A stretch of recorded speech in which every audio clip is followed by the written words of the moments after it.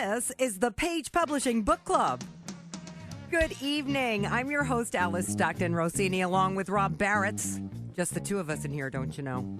Just the two of us in the studio every week. I would be very, very lonely without him. I was just telling him that. Wasn't I, Rob? I was just saying, Rob, I would be so lonely in here. And besides that, he makes me sound human. He makes me sound good. Turns me down when I get too excited so I don't blow your ears out. Thank you so much for hanging out with us tonight. Boy, we have a real smorgasbord for you. You know, a little bit of this, a little bit of that, and a lot of thinking. Got a lot of deep thinkers joining us tonight, and we're going to begin with Herbert Jackson. He wrote Our Blues Song. It's a book that follows the lives of fraternal twin boys, and this was during the 60s.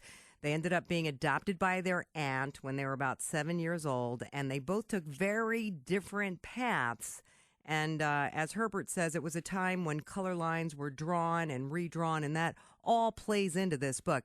Tell us about these different paths. One brother fights in Vietnam while the other joins a black military group. And at the end of the novel, we see that the Vietnam vet has to go undercover to try to free his twin from prison, undercover as an undercover officer in the black military group. And it shows what he's willing to go through to get that done. But it also touches on the lives of many of the, characters in the 60s, Dr. King and Rosa Parks, Emmett Till, Lyndon Baines Johnson, John Kennedy.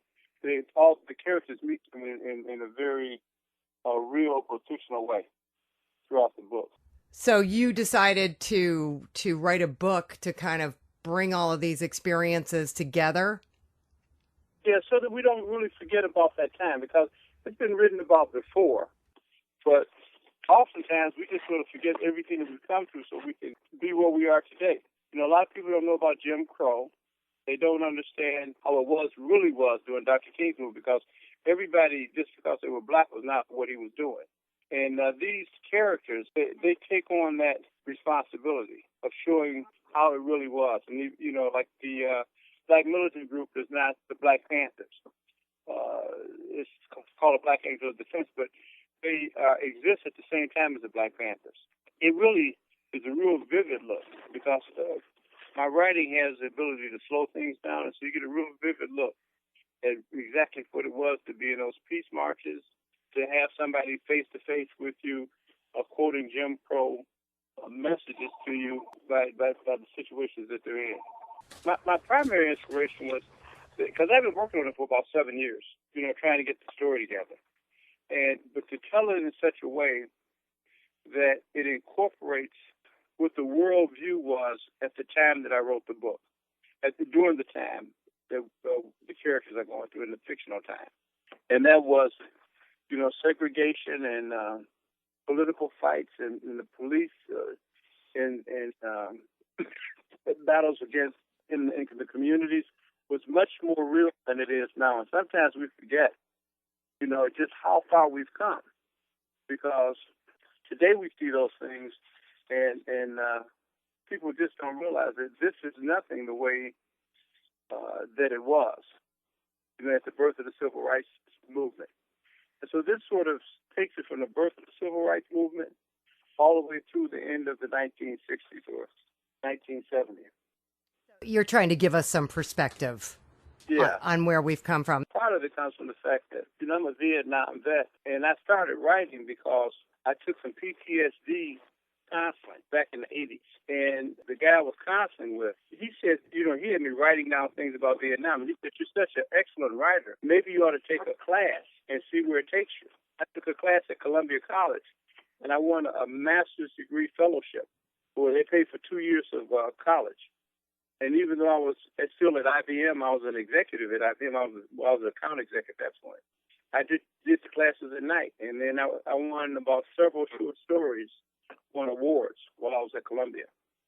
And then the other element is that the boys are raised by this woman, and she's fictional in most ways, but she's sort of a culmination of all women during that time, because she's trying to find true love. But she's trying to teach the boys what true love is. But the boys lost their mother and their brother and their grandmother, who was raising them in Alabama, by a fire set by the Ku Klux Klan. And they had to come to Chicago and live with her, even though she didn't want them to come. And at the same time, she was struggling to be a jazz singer. So you see the streets of Chicago, and you see the relationships between her and the men that she's trying to form true love with. And she finds her finding true love with the boys. So it weaves in, the Boys Alabama upbringing, which most people in the South can identify with, the battlefields of Vietnam, and the streets of Chicago and Oakland, California. And the historical figures that I have mixed in there are depicted in a fictional way, but realistically. Yeah, just to show the effects. But I've won several awards for the vividness of my writing. That's great. But this is your first book, right? Well, it's my first published book. I wrote one I had to write to get my master's degree. You have to write a novel. Why did you end up with Page? Well, I have been trying to go through traditional methods at the last year, and because I'm old school sort of, I kept just sending it in to the publishers, and then Page offered so much. Are you going to take this book on tour? Yeah, as a matter of fact, I'm going to be in Chicago at the 2014 Author Showcase that they have every year. I've been on the schedule for a while with that. I did a book launch party already. I just have to ask you before I let you go, what do you think of Ferguson and the Eric Garner case in New York? The cops with the chokeholds and, they had out and out protests, and it's like a war zone in Ferguson. This is another example of that it still hasn't left, this mentality that you can do things like that and still get away with it. It's still individual officers. There was a time that this was sort of like the protocol, and there was no protest. And so I think it's a shame that we still have people of that attitude that are on police forces. But the good thing that I see in this is that we're still trying to eradicate it, because they're talking about putting the camera on the people. But people still have that attitude has not totally died out. Unfortunately, that attitude hasn't died out, Herbert. It's alive and well in our culture and our society. And, I think we could use a little perspective. So thank you for that. Our next author, Brad Ludwig, wrote The Oscorp. Now, this is a story about a gifted child who should have had the perfect life and made his parents proud. But tragedy strikes and things go downhill fast. So, Brad, this is the first of two books, right? So tell us, what is the Oscorp? That happens later. That's what he evolves to. He invents it. This kid invents the Oscorp. Right. He's far ahead for his age. He's way, way far ahead, And when he's very young, he envisions all this stuff, and he just starts making it happen. And that's in the next book? Yeah, that part will be. The first one actually should have been, subtitled The Beginnings, but I didn't get it in there, I guess. It didn't show up. But, the next one goes into a lot more detail and how he grows and everything, and goes on from there. What are you hoping to accomplish with this? Hopefully to get a wide distribution so I can end up getting the second book in and getting it printed. And what do you want readers to take away from this? Oh, just a story that's interesting and something entertaining. What did you do in real life? Or what? I've done a lot of things, but mainly as a truck driver. I had my own truck. I traveled all over the country for 40 years, and I just had a lot of time to think and dream, I guess. And you just decided now was the time to write down a story that you had been thinking about. Yeah, I wanted to write a book before. I had a few stories in mind, but they kind of fizzled out. And they just didn't interest me, so I didn't think they'd interest anybody else. But when this one kind of evolved in my mind, it just got bigger and bigger, and I kept finding ways to continue it. So I started writing it down, and then when I finally got to the point where I thought I really had a story, I realized it was huge, so I decided to start writing the first book. It worked out pretty well because it just started intriguing me, and the story kept expanding. So it ended up pretty well, I think. Well, are you getting good response? Yeah, I'm getting a lot of good response from it. My wife has read them. She's read the first one and the second one. She thinks they're awesome, which is great for me. she's done a lot of reading. Yeah, I'm getting pretty good feedback from everybody. A lot of encouragement. Well, good. Are you promoting it? I'm just getting into that phase where I can, maybe do some book signings and things like that if I can find a way to do it. I don't know anything, being a first-time author. It's all new to me, so I'm learning as I go along. I learned so much during the publishing process. I mean, it's just invaluable information, I learned a whole lot from Page. They were great with me. Well, Brad, I hope you have some success with your first book because you're saying it traces this gifted boy's childhood. And then we don't find out about the dramatic turn of events that almost ruins his whole family till the second book. So you got to get that second book published, Brad. Get to work. All right, next up we have Robert Scott. He wrote One Alcoholic, and this is about recovery, your recovery, right, Robert? It's about me telling some stories, some short stories from my past, a few poems about my experience with alcohol, how I got to a point of recovery, partly through a program called Starting Point, and the biggest part was through the power of God. I got to a point where I thought I could do it myself, but I couldn't do it myself. So all I did was continue to drink more and more and more, switch from hard alcohol to beer, back to hard alcohol or to wine. I guess I could try to convince myself that I'd stop drinking, so to speak, but it only got me deeper and deeper. But the thing that was really surprising to me is I never could figure out how I got home from these nightclubs or these parties or people's houses or what have you. And the realization started to occur to me that a higher power was making this happen because I had no recollection of what was going on. So in that process, I started writing about it and putting it down on paper, and it started becoming a sort of a therapy for me. So you're basically keeping a journal. Yes. Yes. Now, what's the starting point? With alcoholism, it's always the 12-step program. Is Starting Point different? The Starting Point was a recovery place out of Oak Avenue in Sacramento. It's now closed, but I was able to get in there. But that was the name of the facility. The Starting Point actually was, I was having trouble in a marriage. I was having trouble at work. Something had to give, and what I was doing wasn't working. At that point, I'll tell you exactly what happened. I was at work one day. I was working in a bakery, and I was working on the bun line. I was standing there, and I couldn't move. I could see, I could breathe, but I couldn't move. And they were telling me the buns were falling all over the floor. You need to get straighten the buns out. Something came to me in my head and said, well, have you had enough yet? And I'm like, what was that? What was that? And I can't move. And I was like, what's going on? So anyway, in the next, what I figured was a few seconds, could have been longer because buns were all over the floor. Well, I started to move and I started to get to, clear up the buns, clean up the mess I was in. But that stuck with me the rest of the day.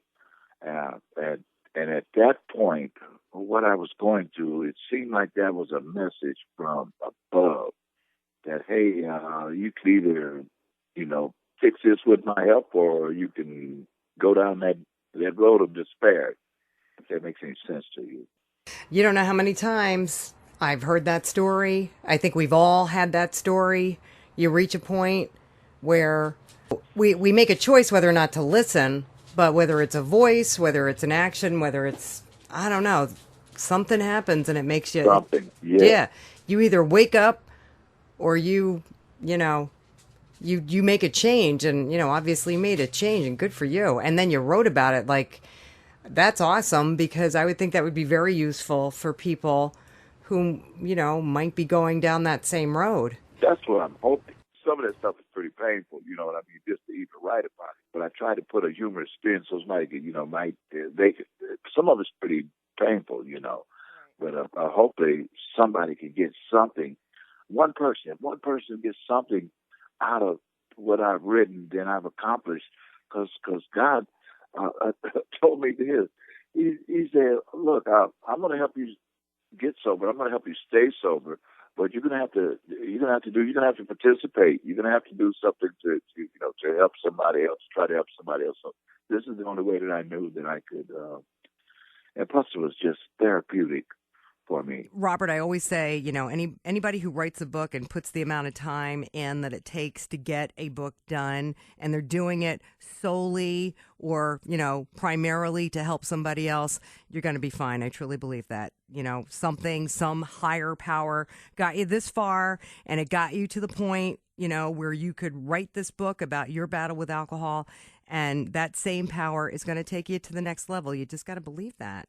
And by the way, Robert is ready to write his second book. And right now, he's just working on getting the courage to go out there and promote it. All right, we are going to take a quick break. We got a lot of food for thought here tonight on the Page Publishing Book Club. Come back for another course, all right? Right after this. Have you written a book and want to get it published? Then now's the time to call Page Publishing at 800-204-6099 and do it immediately. You see, they're looking for authors of all types of books. And unlike most publishers, Page Publishing will take the time to review most of the books submitted to them. And they'll even give you their feedback. And if they like what they read, Page Publishing will get your book into bookstores and for sale online at Amazon, the Apple iTunes Store, and other outlets. They'll handle everything: copyright protection, printing, cover art, publicity, and editing. So if you've written a novel, a children's book, a cookbook, inspirational work, a book of poetry, or biography, and want to get it published, then you need to call Page Publishing and do it immediately. Call 800-204-6099 now for your free author submission kit. Your road to fame and fortune could very well start with this simple phone call for your free author submission kit. Call Page Publishing at 800-204-6099. Welcome back to the Page Publishing Book Club. I'm your host, Alice Stockton Rossini. Thank you so much for hanging out with us tonight, stopping by. I love that music, don't you, Rob? Rob, our amazing engineer. How do we sound tonight? Good? We sounding all right? All right. We sound great tonight. We've got some really deep thinkers stopping by tonight, don't we, Rob? People that are really trying to make a difference in the world. And, that's always a good thing. Our next author wants desperately to solve a big one. Marlo Johnson wrote The District, A Call to the Nation. And he's talking about the school district. So, Marlo, what is the call? Well, the call is basically for everybody to understand that our children are not receiving the education that's going to drive them into being future leaders. This has become lackluster, and it fosters mediocrity. It's happening everywhere. Well, you know what? We need to find a solution because we have a serious problem on our hands. The children today that are in the schools, they're going to be running it in the country. I mean, it's just no other way. It's a cycle. Children become the leaders of tomorrow, and if they're not prepared, then they're going to be in charge anyway. I know, it's scary, right? So what do you suggest we do? Well, actually, I wrote the book. It was because of some flagrant things that was happening, but as I was writing, I thought that this thing is bigger than me. So I changed course and I started looking at what was going on, and I'm getting reports all across the country. I mean, I've been to many different states. I lived in Hawaii, Germany, Saudi Arabia, Korea, and I've seen, the difference in the way that they're educating their children, and it's different in the United States. We always talk about we're leading. That's not true. I'm sorry to say that. But I've been there, and I've seen, kids being very responsible, in 4th and 5th grade. I've seen kids in Korea, doing math that kids in the 8th grade are having difficulties doing. Yeah, anybody who's traveled says that. Are you in the service by any chance? I was. Are you an educator? Yes, ma'am, that is correct. What do you teach? English. I was an English teacher. Right now, I left the school system June 2014. And July, I got a manager position at Lowe's. I'm going to go back to education because I am educated. I teach Sunday school, and I'm just a teacher by nature. However, the way the system is, I really think it needs dialogue. It's open a mainstream conversation everywhere you go, to hairdressers, grocery store, like church. It needs to be talking about what we need to do to move forward. We talk about a lot of things, but that's not the answer to fixing our country. The answer is in our children, and the country is not messed up because the country is messed up as people, ideology. Well, it's politics. It's like, I mean, I think a lot of people are talking about what's going on in the school system. I mean, in New York City, they talk about it all the time. Nothing ever happens because there's politics, more politics, charter schools, a battle between charter schools and public schools. It's insane. It's insane.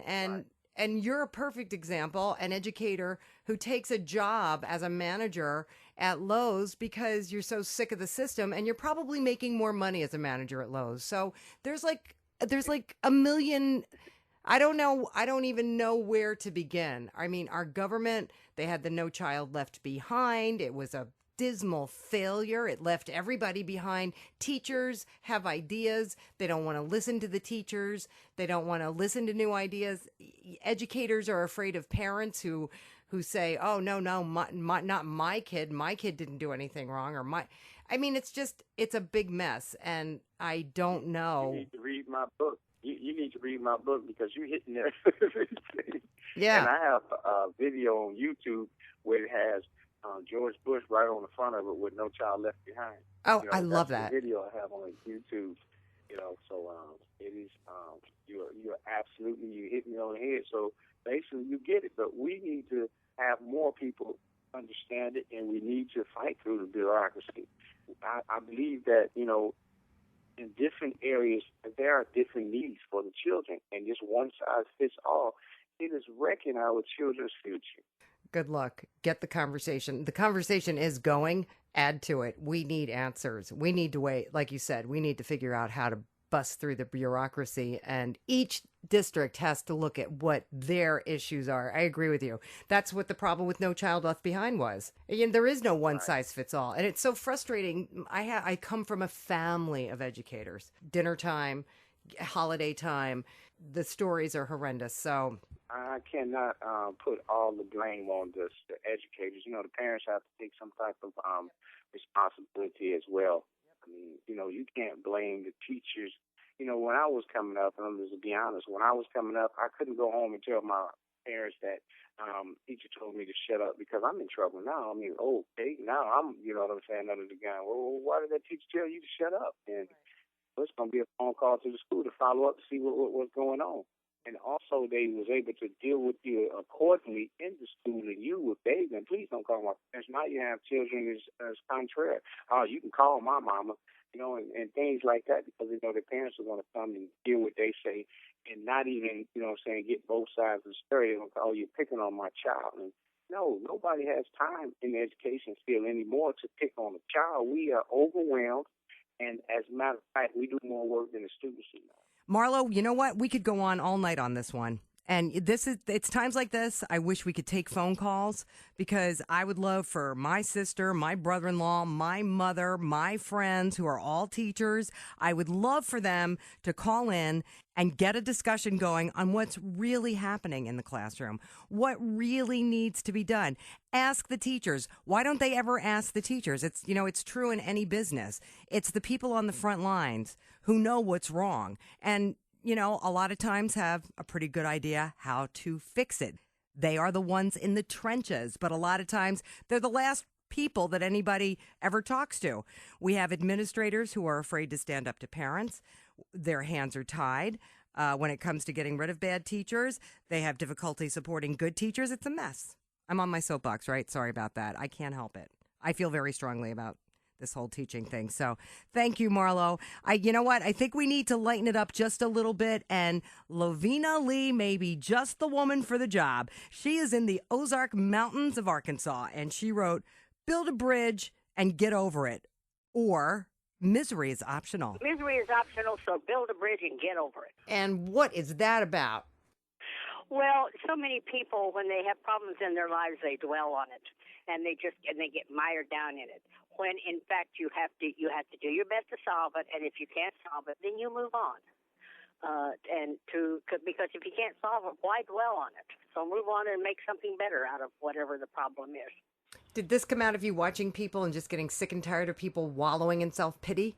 Both, but mainly from myself. Most of the stuff I have written about, I have experienced and have lived through and muddled my way through until I know from experience that whatever I have written works.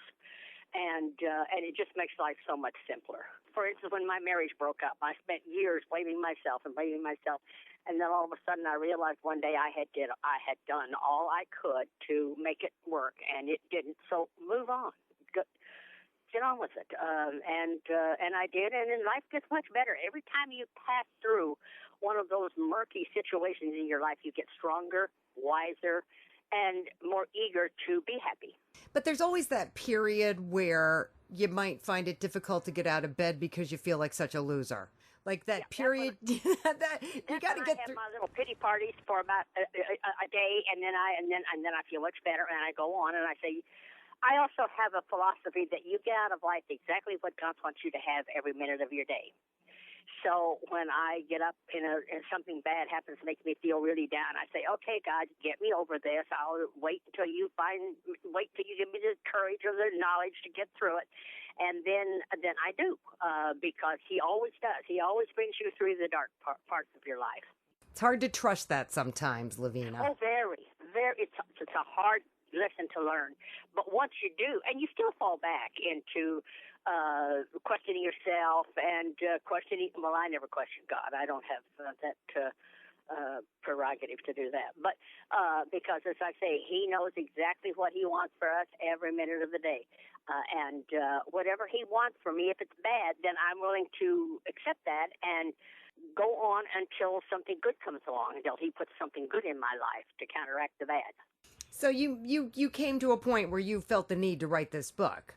A good bit of my adult life, people say, you should write a book, you should write a book. Well, that's easily said, a lot easier said than done. But then I got thinking, there's no one teaching our young people, our young adults, morals and ethics anymore, not the church, not the schools, and a lot of times not even our families.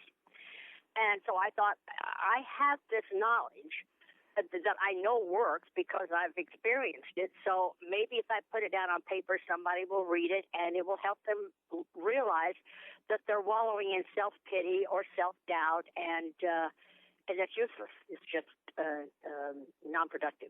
How are you getting your book out there? Trying to do something with some bookstores for around Christmas, because I think they would make really good presents for young people or anybody that's everybody that has seen the title says, oh, I know somebody who needs this. I know somebody who needs to read this. So it's something that universally everybody experiences in their lives. At Christmas time, that's the perfect pity party time. I don't have a boyfriend. I just broke up with my boyfriend. I just broke up my marriage. This blah blah. Poor me, poor me. Yes. A lot of people get depressed around the holidays, so this would be really good. I know that because it's such a letdown, because it's you get busy doing buying presents, and am I going to get the right one, and is she going to like this, or is he going to like this, or is somebody going to get me something? Yes. But there again, trusting God to give you exactly what He wants you to have, because you're not going to have anything that He doesn't want you to have. Another philosophy is you don't have one penny more in life than God wants you to have, or one penny less in life. So sitting around and worrying about your friend being richer than you, or you not getting that job or whatever, God has a plan for every one of us in our lives, and His plan is always better than anything we could initiate. When I first wrote the book, I thought, nobody's going to read this, and I thought, Lavina, if God wants people to get to hear your message, you'll find, it'll get out there, and you'll make it happen. He just always does. And anybody that has attempted anything will tell you that they struggled, and sooner or later the door opened and they were able to walk through. So whatever He wants, He'll make happen. Okay, I'm inspired. You've inspired everybody. Rob's inspired. Everybody's inspired. No more wallowing. We are going to do it again next week. Another edition of the Page Publishing Book Club. I'm your host, Alice Stockton Rossini. Enjoy the rest of your weekend.